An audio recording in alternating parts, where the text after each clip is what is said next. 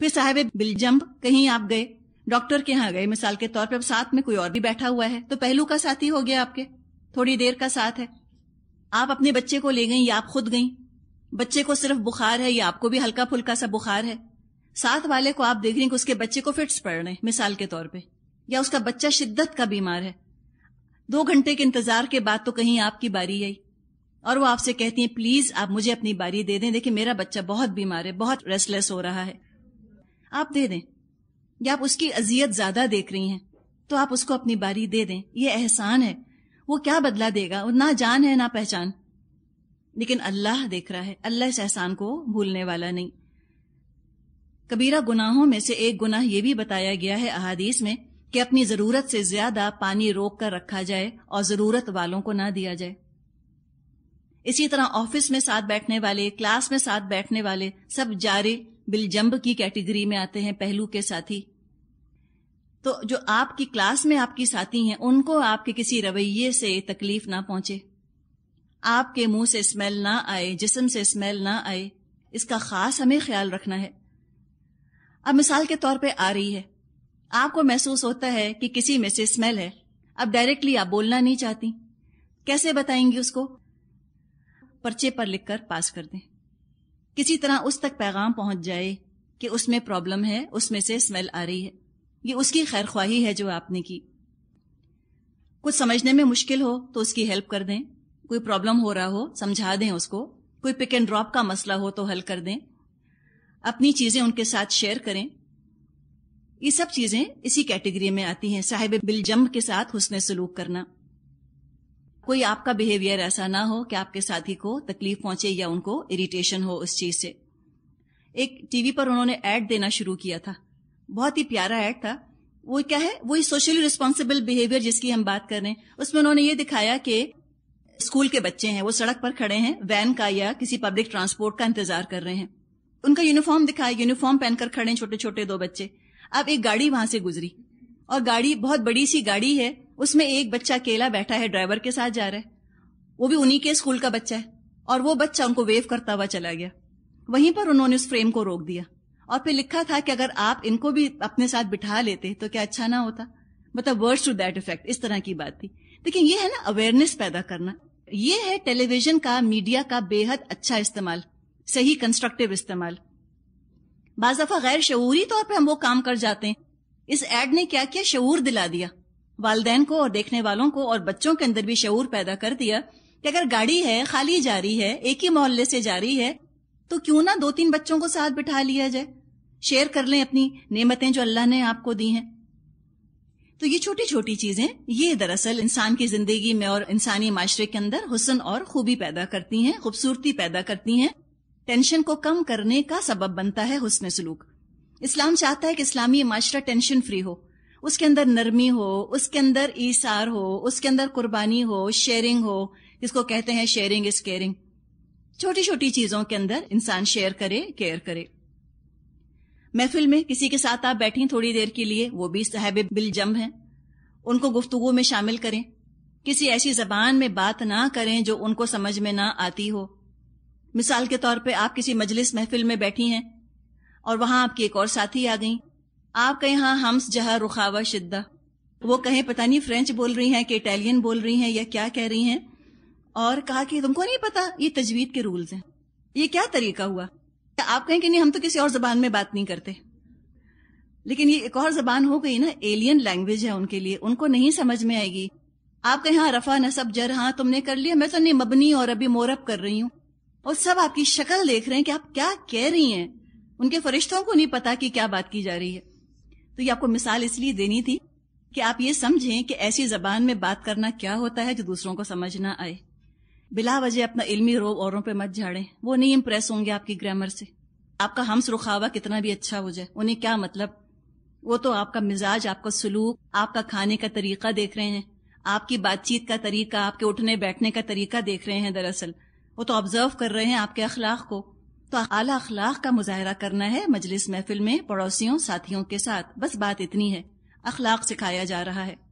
نبی اکرم صلی اللہ علیہ وسلم نے اپنے بارے میں فرمایا، بعثت لأتمم مکارم الاخلاق، مجھے اس لیے بھیجا گیا ہے کہ میں اعلیٰ ترین اخلاق کی تکمیل کر دوں، اور ہم ایسے رسول کی امت ہیں جن کے بارے میں قرآن نے گواہی دی ہے کہ انک لعلی خلق عظیم، بے شک آپ تو اخلاق کے عظیم ترین مرتبے پر فائز ہیں۔ تو اس اخلاق کی کوئی جھلک تو ہمارے اندر نظر آنی چاہیے۔ آگے فرمایا، اور مسافر کا بھی ذکر کر دیا گیا، صاحب بالجنب وابن السبیل، مسافر کی ابھی ہم نے بات کر لی، چاہے آپ کے ساتھ کا آپ کا ہم سفر مسافر ہو یا کوئی اور، کوئی مسافر کہیں سے آیا ہوا ہو، اس کا خیال سب دین میں شامل ہے۔ وما ملکت ایمانکم، اور ان لونڈی غلاموں کے ساتھ حسن سلوک کرو جو تمہارے قبضے میں ہو۔ حکم تو لونڈی غلاموں کا ہے، لیکن آج کل نوکر بھی اسی حکم کے تحت آ جاتے ہیں، ان کے ساتھ بھی حسن سلوک کرنا ہے۔ حدیث میں آتا ہے کہ چند لوگ ایسے ہیں جن کو قیامت کے دن دوہرا اجر ملے گا، وہ غلام جو مالک کا حکم بھی مانے اور اللہ کا اطاعت گزار بھی ہو، دوہرا اجر پائے گا۔ نمبر 2، اہل کتاب جو ایمان لے آئے وہ 2 رسولوں کے ماننے والے ہو گئے، یعنی اپنی شریعت کو بھی مانا تھا اور اب اسلام بھی لے آئے، اب اسلامی شریعت پر بھی عمل کر رہے ہیں، اس کو بھی دوہرا اجر ملے گا قیامت کے دن۔ اور تیسرا وہ شخص جس کے پاس کنیز ہو اور وہ اس کو آزاد کر کے خود اس سے نکاح کر لے، کتنا بڑا احسان کیا، کتنا اچھا سلوک کیا اس نے کنیز کے ساتھ کہ کنیز کو آزاد کیا اور خود اس سے نکاح کر لیا، اس کو منکوحہ بیوی کا درجہ دے دیا۔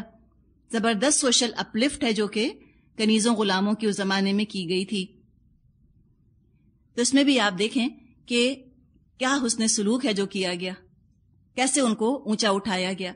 اسلام نے 2 طرفہ پروسیجر کیا غلاموں لونڈیوں کے ساتھ، ایک تو لوگوں کے ذہنوں کو ہموار کیا گیا، آزاد لوگوں کے ذہنوں کو ہموار کیا کہ یہ بھی تمہارے برابر ہی کے ہیں، اور دوسرے وہ جو غلام اور کنیزیں تھیں جو کہ دبے ہوئے پسے ہوئے طبقے تھے، ان کے اندر بہت سی خرابیاں تھیں، ان کی مورل اپلفٹ کا، اخلاقی تربیت کا اسلام نے انتظام کیا کہ وہ بھی اوپر ابھریں اور آزاد انسانوں کی اخلاقی سطح تک پہنچ جائیں۔ اس کا اہتمام کیا، باقاعدہ ان کی سمجھیں کہ ٹریننگ ہے، ایک طرح کا تربیت کا نظام ہے جو اسلام نے دیا، ان کو بھی اوپر اٹھایا، اس لیے کہ وہ بھی اس قابل نہیں ہوتے تھے کہ وہ آزاد انسانوں کی طرح معاملات نبھائیں، ان کے اندر اخلاقی کمزوریاں اور ایمان کی کمزوری پائی جاتی تھی، تو ان کو بھی انسینٹیو دیا، ان کو بھی ابھارا، اکسایا، کوکس کیا کہ تم بھی اونچے ہو، تم بھی اعلیٰ ہو۔ یہ 2 طرفہ معاملہ کیا، اس سے پھر ڈفرنس کم ہوتا چلا گیا، اتنا کم ہوا کہ بالآخر الحمدللہ غلامی ختم ہو گئی۔ تو آج کل غلام تو نہیں ہیں، کنیزیں تو نہیں ہیں، نوکر ہیں، نوکروں کے ساتھ حسن سلوک کرنا ہے۔ ایک حدیث میں آتا ہے کہ جو شخص اپنے غلام پر تہمت لگائے حالانکہ اس نے وہ کام نہیں کیا تو قیامت کے دن اس کے آقا کو کوڑے لگائے جائیں گے، بلا وجہ الزام لگا دیا، اس نے وہ کام کیا ہی نہیں تھا۔ کسی نے آ کر پوچھا کہ میرے غلام غلطی کرتے ہیں، میں ان کو کتنی دفعہ معاف کروں؟ نبی اکرم صلی اللہ علیہ وسلم نے فرمایا 70 بار، 70 ٹائمز معاف کرو۔ اب آج دیکھیں ان آیات کی روشنی میں پھر دیکھیں یہ کیا ہے، سوشلی ریسپانسبل بیہیویئر۔ ہم کیا کرتے ہیں، ہم معاشرے میں کتنی خوشگواری پیدا کر رہے ہیں، ہم نوکروں کے ساتھ کیا سلوک کرتے ہیں، بات بات میں ان پر الزام لگا دیتے ہیں، کوئی چیز گھر کی نہ ملے ہم کہتے ہیں ماسی نے لے لی، اور یہ بہتان لگا دیا، اس نے نہیں لی تھی وہ چیز، نہیں لی اور اس پہ الزام لگایا، تو مضمون یہ آتا ہے روایات میں کہ بہتان لگانے والے کی 70 سال کی عبادت ختم کر دی جاتی ہے، اتنا بڑا الزام لگا دیا، اس نے وہ کام کیا نہیں۔ تو کتنے الزامات ہمارے یہاں تو آئے دن نوکروں پہ الزام لگتے ہیں، اپنی لاپرواہی سے، اپنی غفلت سے چیز ادھر سے ادھر رکھ دی، پھر کہہ دیا نوکر نے لے لی۔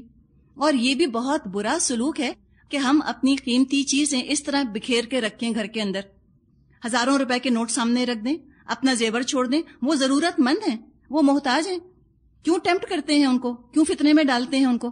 1 دن 2 دن انہوں نے چیز رکھی ہوئی دیکھی، تیسرے دن ہو سکتا ہے ان کا دل چاہے کہ اٹھا لوں۔ تو اپنی چیزوں کی خود حفاظت کریں، تالے چابیاں اللہ نے ہمیں دیے ہیں، استعمال کریں، اپنی قیمتی چیزوں کو تالا چابی کے اندر رکھیں تاکہ پرابلم ہی نہ ہو۔ اور یہاں تک بھی ہم کرتے ہیں کہ ساتھ نہیں بیٹھتے نوکروں کے۔ یہ میرے خیال ہے جو پاکستان، انڈیا اور بنگلہ دیش یہ جو علاقہ ہے، یہ واحد دنیا میں علاقہ ہوگا جہاں 2 عورتیں ہوں، ایک اوپر بیٹھے ایک نیچے بیٹھے۔ ہم اپنے ساتھ اپنی کام کرنے والیوں کو ساتھ صوفے پر نہیں بٹھا سکتے، ہم کہتے ہیں نیچے بیٹھو، یا وہ آ کر خود ہی نیچے بیٹھتی ہیں، ان کی مجال نہیں، ان کی ہمت نہیں کہ وہ آئیں آپ سے بات کرنے. آپ صوفے پر یا کرسی پر بیٹھی ہوں یا بستر پر بیٹھی ہوں اور وہ آ کر ساتھ آپ کے پاس صوفے کرسی یا بستر پر بیٹھ جائیں. اور اگر کوئی بیٹھ جائے ہم کہیں لو دیکھا کیا دماغ خراب ہوئے، بیگم صاحبہ کی طرح صوفے پر بیٹھ گئی. ہم نے اپنے آپ کو سمجھا نا بیگم صاحبہ، کہا کہ میں بڑی اعلیٰ ہوں، میں بڑی اچھی ہوں، میں بڑی اسپیشل ہوں، میرا حق بنتا ہے صوفے پر بیٹھنا. یہ کیوں بیٹھی آ کر؟ اللہ نے کیا فرمایا؟ ان اللہ لا يحب من کان مختالا فخورا. بے شک اللہ کو ایسے شخص بالکل پسند نہیں جو خود پسند فخر کرنے والے ہوں. یہ سمجھ کے تم اپنی نظر میں اعلیٰ ہو گئے، اللہ کے نظر سے تو بالکل گر گئے. اللہ کو نہیں پسند ایسے لوگ جو اپنے بارے میں یوں زوم رکھتے ہوں کہ ہم اتنے اعلیٰ ہیں. تو سوشل اپلفٹ کا کیا طریقہ انشاءاللہ ہمیں آج سے اختیار کرنا ہے. آپ کی ماسی نیچے بیٹھنا چاہے آپ کے قدموں میں، آپ انسسٹ کر کے بٹھائیے اس کو صوفے کے اوپر. آپ کہیے میں نہیں بات کروں گی، پہلے یہاں آ کر بیٹھو. اور اتنا مشکل ہوگا آپ کے لیے کنونس کرنا ان کو. 3-4 دفعہ آپ کہیں گی تب بڑی مشکل سے وہ اٹھیں گی اور یوں صوفے کے کنارے پر مجرموں کی طرح بیٹھیں گی. ان کو عادت نہیں ہے نا، ان کو لگتا ہے پتہ نہیں کیا کر رہی ہوں میں، کیسے بیٹھ گئی میں صوفے کے اوپر یا بستر کے اوپر. ساتھ نہیں بیٹھتے، برتن نہیں شیئر کرتے ان کے ساتھ. ہمارے پانی پینے کے برتن الگ، ان کے گلاس الگ. کہتے ہیں وہ ٹین کا گلاس رکھا ہے نا، وہ اس میں سے پیو جا کر. بعض لوگوں کے متعلق سنا کہ فریج کا ٹھنڈا پانی نہیں دیتے. کوئی اگر نوکر پانی مانگتا ہے کہتے ہیں وہ نل کا لگا ہے وہاں سے پیو. کہتے ہیں لو کیا دماغ خراب ہوئے، کہتے ہیں ٹھنڈا پانی چاہیے. اور اللہ نے اگر ہم سے اس نعمت کا حساب لے لیا، ہم کیا جواب دیں گے؟ ہم تو روز مرہ ٹھنڈا پانی پیتے ہیں. ایک کسی کا واقعہ آتا ہے، کوئی بادشاہ تھا، اس کی کنیز تھی، اس کا بستر صاف کرتی تھی، ٹھیک ٹھاک کام کیا کرتی تھی، اس کا سب ٹھیک ٹھاک کرتی تھی. ایک دفعہ وہ تھکی ہوئی تھی، بادشاہ کا بستر ٹھیک کر رہی تھی، اس کو نیند آئی. بستر بڑا انوائٹنگ لگا، اتنا خوبصورت، اتنا نرم نرم. اس بستر پر لیٹ کر سو گئی. بادشاہ آ گیا، اس نے دیکھ لیا، اس نے کہا کوڑے لگاؤ اس کنیز کو، اس کی مجال کیسے ہوئی کہ یہ ہمارے بستر پر سوئے. کوڑے اس نے کھا لیے، بالکل نہ روئی. جب کوڑے پورے ہو گئے تو رونے لگی. لوگوں نے کہا کیوں رو رہی ہو؟ اس نے کہا میں اس لیے رو رہی ہوں کہ ایک دفعہ چند گھنٹے تھوڑی دیر سونے پر تو مجھے کوڑے پڑے ہیں، اور جو روز اس پر سوتا ہے اس کے ساتھ کیا ہوگا قیامت کے دن. واقعی یہ ہمارے سوچنے کا مقام ہے. ہم نعمتوں کو اپنا حق سمجھتے ہیں. نعمتیں شیئر کرنے والی چیزیں، کسی کا حق نہیں. ہر نعمت آزمائش ہے. شیئر کریں، ان کے ساتھ کریں. کھانا ان کو دیتے ہیں کس طرح؟ ٹوٹی ہوئی روٹیاں، باسی روٹیاں، کوئی چھوٹی سی ہڈی، کوئی ایسی چیز جو کہ ہمیں نہ اچھی لگے ہم ان کو دے دیتے ہیں. نہیں، ان کو بھی اچھا دیں. اگر ایک آدھ نوکر آپ کے پاس ہے تو آپ خود کیوں نکال کر دیتی ہیں؟ اس کو نکالنے دیں، کھانے دیں. لیکن اگر ظاہر ہے آپ کے پاس بہت سارے نوکر ہیں تو سب کو تو آپ کھلی چھٹی نہیں دے سکتی. لیکن بہرحال ان کے کھانے کا بھی پراپر اچھا انتظام ہونا چاہیے. اور بچوں سے بھی کہیں کہ ان کی عزت کریں. عزت کے ساتھ نوکروں سے بات کریں، آپ جناب سے بات کریں. بچوں کو عادت ڈالیں کہ وہ ان کو سلام کریں، اور بچے آپ سے سیکھیں گے. آپ جب گھر میں داخل ہو کر سلام کریں گی اپنی ملازمہ کو، بچے بھی آپ کو دیکھیں گے. اچھی ٹون میں ان سے بات کریں، حقارت کے ساتھ بات نہ کریں. عزت سے بات کریں، ان سے برابری کے ساتھ بات کریں. کبھی ان سے ہنسی مذاق کر لیں، کبھی ان کے مسائل تھوڑے بہت سن لیں، تاکہ ان کو احساس ہو کہ وہ بھی انسان ہیں. ڈگنیٹی آف لیبر اللہ ہمیں سکھاتا ہے، قرآن ہمیں سکھاتا ہے. ان کی عزت نفس کو ٹھیس نہ لگے. اس طرح کا رویہ، اس طرح کا لہجہ مت اختیار کریں کہ ان کی عزت، ان کی سیلف ریسپیکٹ جو ہے وہ ڈیمیج ہو. ہمارا کیا حال ہو گیا؟ سارا غصہ نکالتے ہیں نوکروں کے اوپر ہی. بعض لوگ تو مار پیٹ جیسی گھٹیا حرکت سے بھی باز نہیں آتے، مارنا شروع کر دیتے ہیں نوکروں کو، اور پھر ہر کام ان پر ڈال دیتے ہیں، چاہے ان کی ذمہ داری ہو چاہے نہ ہو. ساری ذمہ داری ان کے اوپر ڈال دی، پہلے بتایا نہیں ان کو تمہاری یہ ذمہ داری ہے. اس کے علاوہ ٹھیک سے ہدایات ان کو نہیں دیتے، اور پھر جب کام غلط ہوتا ہے تو ناراض ہوتے ہیں کہ غلط کام کیوں کیا. مثال کے طور پہ بازار بھیجا نوکر کو کہ جاؤ فلاں چیز لے آؤ. اب وہ گیا، وہ آپ کی کہیں بھی چیز لے کر آ گیا. اب خفا ہونے لگے کہ یہ کہاں سے لے آئے، فلاں دکان سے لانی چاہیے تھی، پہلے بتایا تھا کہ فلاں دکان سے لاؤ، یہ نہیں بتایا. مثال کے طور پہ روز آپ کے بچے کو اسکول سے آپ کا ڈرائیور پک کرتا ہے. اب آپ نے کہا اس سے کہ جاؤ بچے کو پک کر کے لے آؤ. اب وہ اسکول پہ گیا، کھڑا رہا، بچہ نہ ملا. اب جب گھر آیا تو آپ نے خوب ڈانٹا، بچہ کدھر ہے؟ اس نے کہا بی بی وہ تو اسکول میں تھا ہی نہیں. آپ نے کہا کہ اسکول سے تھوڑی پک کرنا تھا، اس کے دوست کے گھر سے پک کرنا تھا. اسے کیا پتا، آپ نے بتایا. بتاتے ہیں نہیں, انسٹرکشنز نہیں دیتے ان کو صحیح طرح سے, پھر گڑبڑ ہوتی ہے, کنفیوژن ہوتا ہے. یا کوئی انسٹرکشن نوکروں کو دینی ہوتی ہے, پہلے ایک بچے سے کہتے ہیں, ایک بچہ دوسرے بچے سے کہتا ہے, بائی دا ٹائم وہ بات نوکر تک پہنچتی ہے وہ کچھ کی کچھ ہو چکی ہوتی ہے. تو ڈائریکٹ خود آپ اپنے سرونٹس کو, اپنے نوکروں کو خود ہدایت دیجیے. بہت سی باتیں ہم فار گرانٹیڈ لے لیتے ہیں کہ ان کو پتا ہوگا, ان کو نہیں پتا ہوتی وہ چیزیں. اور بات کو کلیئر بتائیے, بات کو دوہرا کر بتائیے, پھر پوچھ لیجئے ان سے تمہیں سمجھ آ گیا. ایک ساتھ اکٹھے بہت سارے کام مت بتائیے ان کو, ایک کام وہ کر لیں اس کے بعد دوسرا کام دیجئے. ورنہ اگر ایک ہی ساتھ 2-3 کام کروانے ہیں تو اگر تھوڑا بہت پڑھا لکھا ہے آپ کا نوکر تو لکھوا دیجئے, لکھ لو, کہہ دیں لکھ لو یہ ساری چیزیں. اور اگر پڑھا لکھا نہیں تو 2-3 دفعہ دوہرا دیجئے تاکہ اس کو سمجھ آ جائے کہ کس سیکوینس کے ساتھ کیا کام کرنا ہے. ان کو ہم ایسا ذہین سمجھتے ہیں جیسے کہ ہم خود ذہین ہیں. اگر وہ اتنے ذہین ہوتے جیسے آپ ذہین ہیں تو آپ کی نوکری کیوں کر رہے ہوتے؟ وہ خود کہیں کہ جا کے MD نہ لگ گئے ہوتے؟ وہ کیوں جھاڑو پوچھا کرتی ہیں آپ کا؟ وہ خود کہیں جا کے کچھ اور کام نہ کر لیتی؟ تو ذہن کی کمی ہے نا. سب کا IQ ایک جیسا نہیں ہوتا, اللہ نے سب کا IQ ایک جیسا نہیں بنایا. اگر سب کے IQ ایک جیسے ہوتے تو خدمتگار ہم کو نہ ملتے آج. وہ ہے نا کہ میں بھی رانی تو بھی رانی تو کون بھرے گا پانی. سب ایک جیسے بیگم صاحب ہو گئے تو اب کام کون کرے گا؟ تو ان کو سمجھا کر, دوہرا کر, پھر ضرور ان سے پوچھیں, بات سمجھ آ گئی, اچھا مجھے بتاؤ تمہیں کیا کرنا ہے. اور یہ مت کہیں کہ تم تو ہو نا بے وقوف, اس لیے بتا رہی ہوں بار بار. یہ نہیں ان کو امپریشن دیں, کہیں کہ دیکھو بات سمجھ آ گئی ہے, تمیز کے ساتھ, عزت کے ساتھ بات کریں ان سے. بیمار ہوں ان کا علاج معالجہ کرانا یہ بھی ہماری اخلاقی ذمہ داری بنتی ہے. جہاں تک ہو سکے اچھا کھانے کو دیں, جہاں تک محبت اور خلوص ہو سکے ان کے ساتھ ایسا رویہ رکھیں. جتنی محبت اور جتنا ان کا دل آپ رکھیں گی انشاءاللہ اللہ نے چاہا سلیم الفطرت اگر وہ ہوئے وہ بھی آپ کا خیال کریں گے. چھوٹی چھوٹی چیزیں ہیں. آپ کا نوکر ہے, بعض دفعہ بچے اپنا بستہ نہیں اٹھا کر لاتے گاڑی سے, وہ ڈرائیور کو آرڈر دے دیتے ہیں, اب وہ پیچھے بستہ لے کر آ رہا ہے ان کا. سمجھائیں بچوں کو. یا ایکسپیکٹ کرنا کہ وہ ڈرائیور جو ہے وہ دروازہ کھول کے کھڑا ہوگا تو ہم بیٹھیں گے, اور بیٹھنے کے بعد ہم سے دروازہ نہیں بند ہوتا, بیٹھے رہیں گے. اب وہ دروازہ بند کرے گا. کیوں؟ کیا محتاجی ہے؟ ایسا محتاج بنا لیا اپنے آپ کو. منع کریں کہ کوئی ڈرائیور دروازہ نہ کھولے میرے لیے, خود کھولیں, خود بند کریں دروازہ تاکہ تکبر نکلے. اللہ کو نہیں پسند مختال اور فخور لوگ, فخر کرنے والے اور خود پسند ایٹیٹیوڈ دکھانے والے لوگ اللہ کو نہیں اچھے لگتے. آپ کھانا کھا رہی ہیں میز پر, آپ ہیں, آپ کی بچی ہے, آپ بٹھا لیں اپنی کام کرنے والی کو, آؤ یہیں بیٹھ کے کھانا کھا لو, ساتھ بٹھا لیں میز پر. کیا قیامت ہے؟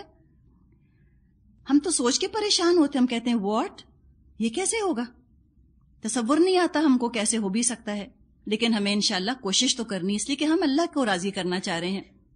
ڈرائیور کی بات کریں کہ آپ کا بچہ اتنا فینسی بیگ, اتنی فینسی بوتل, اب وہ آپ کے نوکر دیکھتے ہیں, اس کے بچوں کے لیے ویسے بیگز خرید دیں, وہ بھی خوش ہو جائے گا کہ میرے بچوں کا بھی انہوں نے خیال کیا.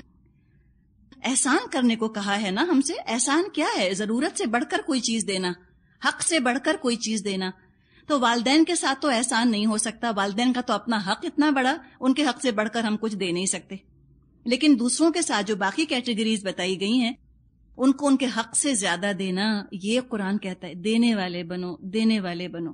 دل کھولو, جیب کھولو, شیئر کرو, لوگوں کی اپلفٹ کرو, ان کی عزت کرو. جہاں تک ان کا دل رکھ سکتے ہو تم ان کا دل رکھو. اس لیے کہ اللہ کو مختال اور فخور نہیں پسند. مختال خیل سے بنا ہے لفظ, گھوڑے کو کہا جاتا ہے خیل. گھوڑے کی چال میں خاص انداز ہے نا, خاص تمکنت ہوتی ہے گھوڑے کے چلنے میں. مطلب ہے کہ اللہ کو اترانے والے شیخی خورے نہیں اچھے لگتے, جو اپنے منہ اپنی تعریفیں کیے جائیں, جو لوگ اپنے بارے میں خوش فہمیوں کا یا تکبر کا شکار ہوں, اور جو تکبر میں مبتلا ہو وہ دوسروں کے ساتھ اچھا سلوک نہیں کر سکتا. متکبر کیا کرے گا؟ دبے ہوئے کو اور دبائے گا. اگر اللہ نے اپنے کچھ بندے اس کی ماتحتی میں دے دیے ہیں تو ان پر خوب روب جمائے گا, خوب ان پہ اپنا انفلوئنس رکھے گا, دبا کے رکھے گا, ظلم کر کے رکھے گا ان کے اوپر, حقیر سمجھے گا, گھٹیا سمجھے گا ان کو. اور ساتھ ساتھ اس کو اپنے اس عیب کا احساس ہی نہیں ہوگا, اس کو خوبی سمجھے گا, اس بدتمیزی کو خوبی سمجھے گا. وہ کہے گا کہ ہم کو نوکروں کو رکھنے کا طریقہ آتا ہے، اور اگر کسی کو اچھا سلوک کرتے دیکھا تو کہتے ہیں نوکر دیکھے ہی نہیں انہوں نے اپنے گھر میں، ان کو پتہ ہی نہیں نوکروں کو رکھا کیسے جاتا ہے، سر چڑھا لیتی ہیں نوکروں کو، یوں کہتے ہیں نعوذ باللہ. یعنی نوکروں سے اچھا سلوک کرنا ہم کہتے ہیں ہاں ہے نا گھٹیا انہی کے لیول کی، خود بھی بیچاری غریب گھر سے آئی ہیں تو یہ اپنے جیسے غریبوں کے ساتھ ہی خوش رہتی ہیں، ہنستی بولتی رہتی ہیں نوکروں سے. ہم یوں ایسی باتیں کرتے ہیں نعوذ باللہ. نہیں، خود بدسلوکی کر رہے ہیں اس کو اپنا ترہ امتیاز سمجھتے ہیں، اپنی خوبی سمجھنا اس کو بدتمیزی کر کے نوکروں کے ساتھ، یہ ہے دراصل مختال اور فخور ہونے کی نشانی. تو سب سے پہلے تو اللہ سے دعا مانگنی چاہیے کہ اللہ میری کوتاہیاں مجھے نظر آ جائیں، اور پھر اللہ مجھے ان سے نجات دے دے. اعلی اخلاق اس وقت تک آ نہیں سکتا جب تک اپنے سے کمتر حیثیت والوں کی عزت کرنا ہم کو نہ آ جائے، ان سے تمیز سے بات کرنی نہ آ جائے، تب تک کوئی اخلاق نہیں، کوئی اخلاق نہیں ہے. اپنے برابری والوں سے، اپنے سے اونچے سے تو سب اچھی طرح بات کرتے ہیں. بات تو جب ہے جب آپ دبے ہوئے پسے ہوئے طبقات سے اچھی طرح بات کریں. ہم سے تو کہا گیا وَأَمَّا السَّائِلَ فَلَا تَنْهَرْ، تم سوالی کو بھی جھڑکو مت، فقیر بھی بھیک مانگتا ہے تو ڈانٹو مت، آرام سے کہہ دو کہ بابا معاف کرو، یا دے سکتے ہو کچھ تو دے دو. اخلاق کی اتنی ویلیو ہے. قیامت کے دن اعمال نامے میں مومن کے سب سے بھاری چیز اس کا اچھا اخلاق ہوگا. تو اللہ سے خاص دعا کریں کہ اللہ ہمارے اخلاق اچھے کر دے. آگے فرمائے آیت 37 الذین یبخلون ویأمرون الناس بالبخل ویکتمون ما آتاہم اللہ من فضلہ واعتدنا للکافرین عذابا مہینا. اور ایسے لوگ بھی اللہ کو پسند نہیں ہیں جو کنجوسی کرتے ہیں اور دوسروں کو بھی کنجوسی کی ہدایت کرتے ہیں، اور جو کچھ اللہ نے اپنے فضل سے ان کو دیا ہے اسے چھپاتے ہیں. ایسے کافر نعمت لوگوں کے لیے ہم نے رسوا کن عذاب مہیا کیا ہوا ہے. رسوا کن عذاب کتنا معنی خیز لفظ ہے یہاں پر. کیوں؟ اس لیے کہ دنیا میں لوگوں کو رسوا کیا کرتے تھے، یہ دنیا میں لوگوں کی بے عزتی کیا کرتے تھے. قیامت کے دن اللہ ان کو رسوا کن عذاب دے گا. بخل کا ذکر کیا گیا.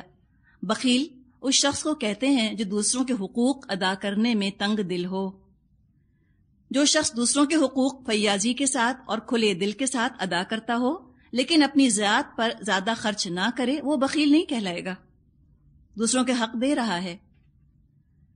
ابن عباس رضی اللہ عنہ فرماتے ہیں کہ یہ آیت یہود مدینہ کے بارے میں نازل ہوئی. یہ لوگ بہت کنجوس تھے، مال اور علم، ویلتھ اور نالج دونوں میں بخل کرتے تھے، مائزر تھے، ان کو چھپا لیا کرتے تھے. تو ان کے بارے میں یہ آیت نازل ہوئی. اور جیوز کی کنجوسی وہ تو مشہور ہے، شائلاک دا جیو، یہی اس کے اندر ایک چیز جو ہے وہ امر کر دی گئی ہے.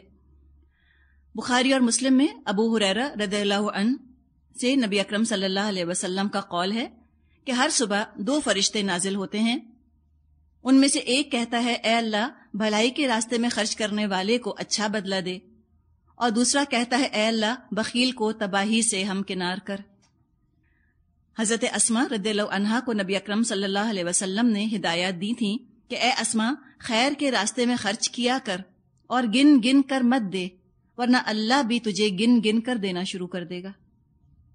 بعض لوگوں کو اللہ نے اپنے فضل سے بہت مال دولت دیا ہوتا ہے لیکن بہت چھپا چھپا کے رکھتے ہیں کہ کہیں آ کر کوئی ہم سے مانگ نہ لے. پہلے ہی اعلان کر دیتے ہیں کہ ہم بہت فائنینشلی ٹائٹ ہیں، ہمارے پاس ہے لیکن لیکوڈیٹی نہیں ہے ہماری، یہ پیسہ نظر آ رہا ہے دراصل ہے نہیں ہمارے پاس، تاکہ کوئی مانگ نہ لے ان سے آ کر. فرمایا آگے آیت 38 والذین ينفقون اموالهم رئاء الناس ولا يؤمنون بالله ولا باليوم الاخر ومن يكن الشیطان له قرینا فساء قرینا. اور وہ لوگ بھی اللہ کو ناپسند ہیں جو اپنے مال محض لوگوں کو دکھانے کے لیے خرچ کرتے ہیں اور در حقیقت نہ اللہ پر ایمان رکھتے ہیں نہ روز آخر پر. سچ یہ ہے کہ شیطان جس کا رفیق ہوا اسے بہت بری رفاقت میسر آئی. آیت 37 میں ذکر تھا بخیل لوگوں کا، آیت 38 میں ذکر ہے ان لوگوں کا جو خرچ کرتے ہیں لیکن بے موقع، غلط جگہ، غلط مقصد میں، بغیر تقوی کے، اللہ کی رضا کے بجائے دکھاوے پر خرچ کرنے والے لوگ. یہ وہ لوگ ہوتے ہیں کہ جہاں خرچ کرنا چاہیے معاشرے کی اصلاح کے لیے وہاں تو پیسہ بچا لیتے ہیں، اور جہاں کوئی موقع نہیں، جہاں خرچ کرنے سے معاشرے کے اندر بگاڑ پیدا ہو، حسد یا احساس کمتری یا احساس محرومی لوگوں کے اندر پیدا ہو، وہاں دکھاوے کے لیے خوب خرچ کرتے ہیں، ضرورت مندوں کی ضرورت پوری نہیں کرتے، بلکہ ان کے احساس محرومی کو اور بڑھاتے ہیں پیسے کی نمائش کر کے، دوسروں کے لیے اذیت کا سبب بنتے ہیں دکھاوا کر کے، معاشرے میں مزید ٹینشن پیدا کرتے ہیں، سوشلی ارریسپانسبل بیہیویئر۔ مفتی تقی عثمانی انہوں نے اپنی کتاب میں ایک بڑا اچھا جملہ لکھا ہے، وہ کہتے ہیں کہ آسائش بھی جائز ہے، لگژری پہ خرچ کرو، ٹھیک ہے، زندگی کمفرٹیبل بناؤ، تم اے سی لگا لو، تم مائکرو ویو لے لو، گاڑی لے لو اپنے آرام کے لیے، ٹھیک ہے، اجازت ہے، آرائش بھی جائز ہے، تم کوئی بہت خوبصورت کپڑا لے کر پہننا چاہتے ہو، کوئی کپڑے پر بیل لگانا چاہتے ہو، ڈیکوریٹ کرنا چاہتے ہو، اللہ نے منع نہیں کیا، نمائش کی اجازت نہیں ہے، ڈسپلے کی اجازت نہیں ہے، آسٹنٹیشن کی اجازت نہیں ہے۔ ابن مسعود رضی اللہ عنہ سے روایت ہے، ایک شخص نبی اکرم صلی اللہ علیہ وسلم کے پاس آیا اور سوال کیا کہ لوگ چاہتے ہیں کہ ان کے کپڑے اچھے ہوں، ان کے جوتے اچھے ہوں، تو کیا یہ بھی تکبر ہے؟ نبی اکرم صلی اللہ علیہ وسلم نے فرمایا، ان اللہ تعالی جمیل یحب الجمال، الکبر بطر الحق وغمط الناس، اللہ خوبصورت ہے، خوبصورتی کو پسند کرتا ہے، تکبر تو نام ہے حق کو رد کر دینے کا اور لوگوں کو گھٹیا سمجھنے کا، یہ تکبر ہے۔ یعنی خوبصورت لباس پہننا تکبر نہیں، لیکن خوبصورت لباس پہن کر تکبر کرنا، دکھاوا کرنا، یا جس کے پاس اچھا لباس نہیں اس کو گھٹیا سمجھنا، یہ تکبر ہے۔ یعنی دنیاوی نعمتوں کو سٹینڈرڈ بنا لینا دوسروں کی عزت اور اپنی عزت کا، یا مال خرچ کرنا اس لیے کہ لوگوں میں شہرت ملے، فضول رسومات میں خرچ کرنا، معاشرتی طبقات میں فرق کو اور نمایاں کرنا، یہ دراصل چیز جو ہے پسندیدہ نہیں۔ ریا کو حدیث میں شرک اصغر کہا گیا ہے، بہت محتاط رہنے کی ضرورت ہے کہ انسان اس طرح سے دکھاوے سے بچے۔ آگے فرمایا آیت 39-40، وَمَاذَا عَلَيْهِمْ لَوْ آمَنُوا بِاللَّهِ وَالْيَوْمِ الْآخِرِ وَأَنفَقُوا مِمَّا رَزَقَهُمُ اللَّهُ وَكَانَ اللَّهُ بِهِمْ عَلِيمًا۔ آخر ان لوگوں پر کیا مشکل آ جاتی اگر یہ اللہ اور روز آخر پر ایمان رکھتے اور جو کچھ اللہ نے دیا ہے اس میں سے خرچ کرتے، اگر یہ ایسا کرتے تو اللہ سے ان کی نیکی کا حال چھپا نہ رہتا۔ ان اللہ لا یظلم مثقال ذرۃ وان تک حسنۃ یضاعفها ویؤت من لدنہ اجرا عظیما۔ اللہ کسی پر ذرہ برابر ظلم نہیں کرتا، اگر کوئی ایک نیکی کرے اللہ اس کو دگنا کرتا ہے اور اپنی طرف سے بڑا اجر عطا فرماتا ہے۔ تو وہ لوگ جو کہ کاروباری نیکیاں کرتے ہیں، لوگوں کو دکھانے کے لیے پیسہ اور وقت خرچ کرتے ہیں، ایسے لوگوں کے حال پر اظہار افسوس ہے۔ یہی پیسہ اگر اللہ کے نام پر انویسٹ کرتے، آخرت میں بہترین ریٹرن ان کو ملتا، ایک ہی جگہ 700 ان کو ملتے، جنت میں گھر خرید لیتے اپنا۔ جنت بھی تو خریدنے کی چیز ہے نا، جنت خریدنے کے لیے بھی تو پیسہ خرچ کرنا ہوتا ہے، ایڈوانس پیمنٹ کر کے جنت کی ہمیں بکنگ کرانی ہے۔ تو بہت بے وقوفی کہ پیسے سے دنیا کی عزت خریدی جائے۔ یہاں تو انسان عمل اور کردار کے بنیاد پر عزت حاصل کرنا سیکھے، تقوی کے بنیاد پر عزت حاصل کرنا سیکھے، اور پیسے سے آخرت کی عزت خریدنے کی فکر کرے۔ لیکن یہ پتہ نہیں کن کاموں میں الجھ گئے ہیں لوگ، سوچتے نہیں۔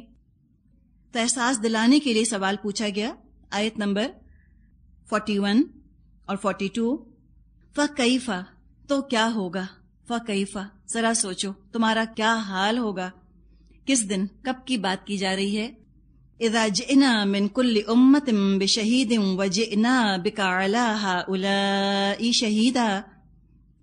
پھر سوچو اس وقت یہ کیا کریں گے جب ہم ہر امت میں سے گواہ لائیں گے اور ان لوگوں پر تمہیں، یعنی اے محمد صلی اللہ علیہ وسلم، آپ کو گواہ کی حیثیت سے کھڑا کریں گے۔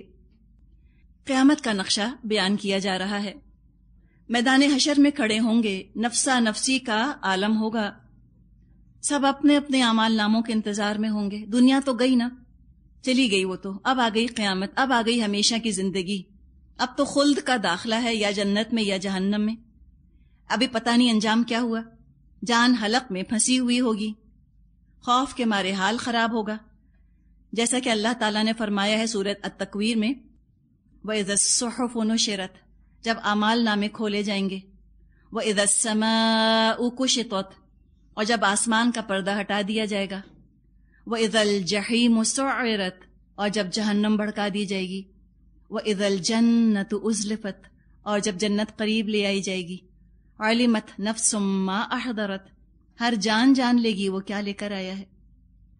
سب کو اس دن پتہ چل جائے گا کہ کہاں خرچ کرنے میں میرا فائدہ تھا۔ ہر امت میں سے گواہ کھڑا کیا جائے گا، یعنی ان کا رسول، وہ گواہی دیں گے کہ ہم نے پیغام ٹھیک ٹھیک ان تک پہنچا دیا تھا، اور نبی اکرم صلی اللہ علیہ وسلم کو مسلمانوں پر گواہ بنا کر کھڑا کیا جائے گا کہ آپ نے دین میں سے کچھ چھپایا تو نہیں۔